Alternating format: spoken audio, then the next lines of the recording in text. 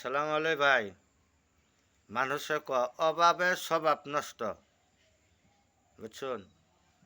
তে কিছু মানে অভাবে স্বভাব নষ্ট হবে, আর কিছু মানে স্বভাব এমনিই নষ্ট হয়ে যায়।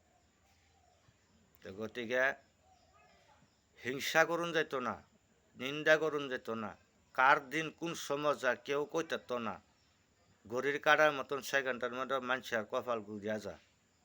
তো মানুষ যদি সত্য লাইনতা সত্য ফততা হ্যাঁ, তারা আল্লাহ যে কোনো কিবা একটা উপলক্ষটা দিব, কিবা না কিবা একটা রাস্তা দিব।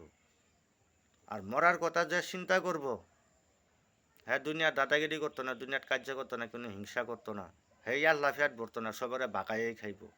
কারণ মরুন লাগবো, কেরা বানাইছে আর তারা ভাবুন লাগবো। যেই হোক, হিন্দু হোক, মুসলিম হোক, যত জাতিই হোক, এক মালিক আল্লাহ।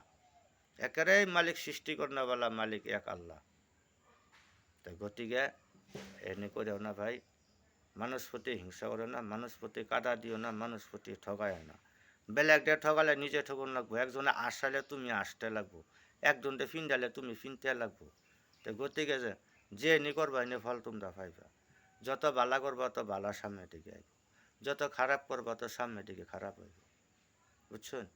তো গতিকে বুদ্ধি দেয়া জ্ঞান দেয়া বুঝিয়া চলুন লাগবো।